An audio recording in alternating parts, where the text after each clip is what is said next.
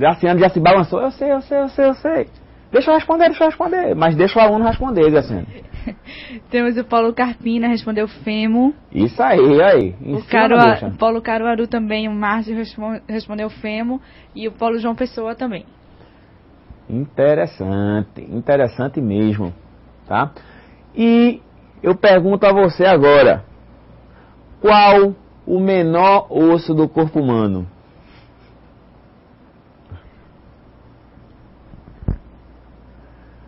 Qual o menor osso do corpo humano? Será que alguém vai responder? Martelo. Isso. Paulo Caruaru O respondeu. pessoal tá ligado, viu? Eu me arrepiei todinho aqui agora, viu? No estúdio. Isso é um sinal que o conhecimento tá chegando longe, né? Martelo, mas nós temos outros também, viu, Caruaru? Estribo e bigorna, né? Que fazem justamente aquele êmbolo que, se você observar com a boa vontade, fica mais ou menos parecido com aquele sinal, com aquele símbolo do nazismo, né? Quando interlaça.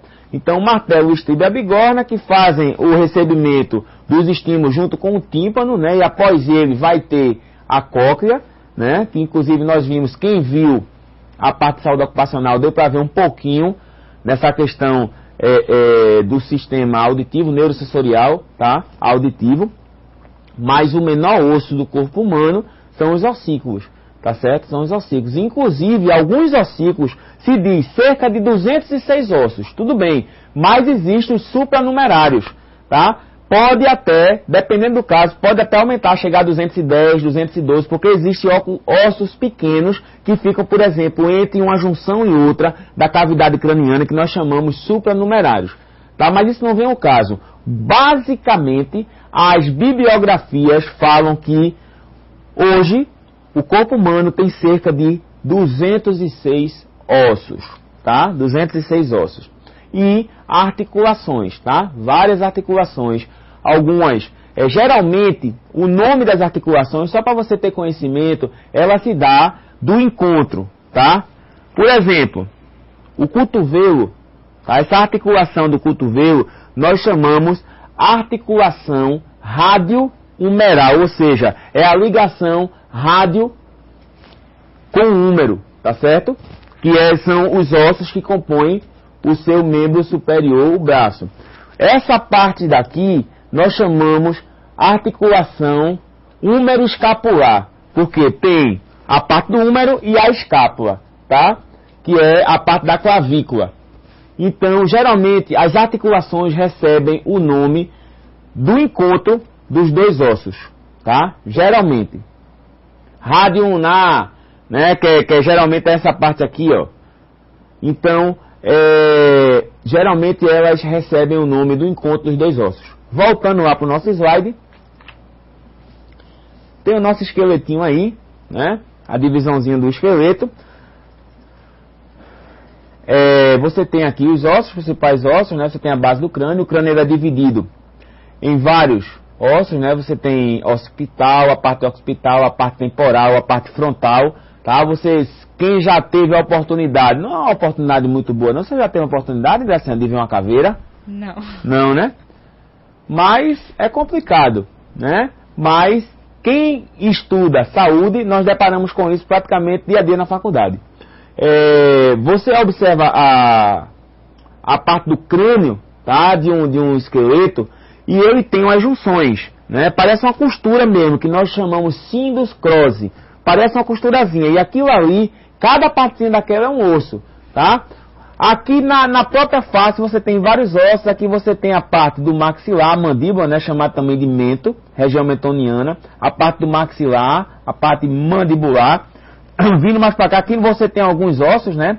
Juntando com, porque nós não vamos estudar separadamente a coluna, mas aqui nós teríamos o áx, tá? E o atlas, que são os dois primeiros ossos que encaixam no pescoço. Aqui você tem a clavícula, tá? Você tem a clavícula ou escápula, tá? A escápula que é a emenda da clavícula. Nós temos o húmero. Aqui um osso que você vai escutar falar muito. Deixa eu ver se dá para aumentar ele aqui. Esse ossinho aqui, ó, você vai escutar falar muito. Ele não é bem um osso, tá? Ele não é bem um osso, ele é uma cartilagem enrijecida. Ele é a continuidade da costura torácica, tá? Ele é a continuidade da costura torácica. Então esse ossinho aqui é chamado de externo ou apêndice tifoide, que é o nome certo dele, tá? Aqui tá com o nome mais popular, que é o externo com S, viu, pessoal? Não vá botar externo com X, não, porque não é externo com S. Então, esse ossinho aqui, ele é muito importante, tá certo? É a continuidade da cartilagem, e ele é importante porque ele passa a ser um ponto de referência, tá? Ele tá aqui, ó. Ele passa a ser um ponto de referência. Tá aqui, deixar a setinha.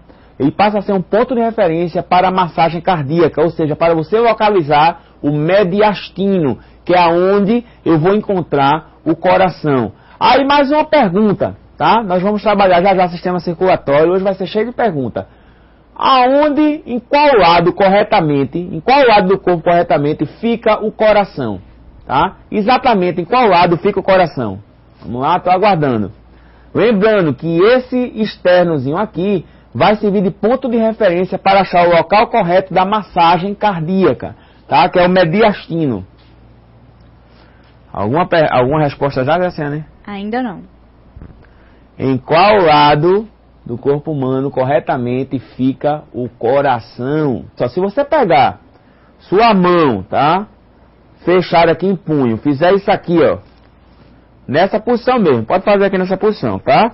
Você colocou no meio do coração, ou no meio do seu tórax, então você vai ver que há uma pequena inclinação para o lado esquerdo, tá? Então, a posição anatômica correta do coração é centro-esquerdo, tá? Posição centro-esquerdo. Ele fica no centro, que é justamente esse meio aqui, puxado para o lado esquerdo. Tanto se você pegar um estetoscópio, colocar abaixo do seio, tá? Do mamilo esquerdo, nessa parte aqui você vai escutar a batida dele de diástole, né? Que é a batida quando o sangue a batida de volta, né? Que a batida do coração, sístole e diástole, né? Então você vai escutar a parte do ápice, que é a ápice, a base e o ápice, tá? Fica mais ou menos aqui. Então você fechou. Tá? Então o coração fica no centro esquerdo. O pessoal respondeu. Quem responde do lado esquerdo também não está errado não, mas o correto é centro esquerdo, tá? Então são dúvidas frequentes que existem, tá? Às vezes, professor, isso é besteira, isso é balela, isso é enchimento de linguiça. Não.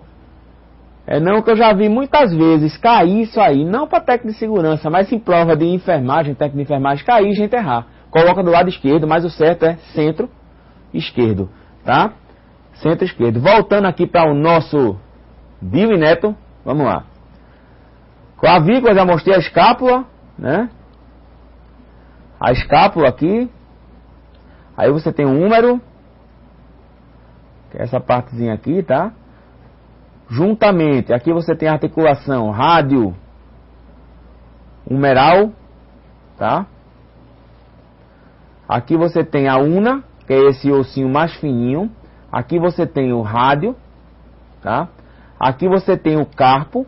O carpo é formado de vários ossículos, tá? Você tem o semilunar, o lunar, vários ossículozinhos que vai formar o seu pulso, tá certo? Para fazer essa movimentação aí.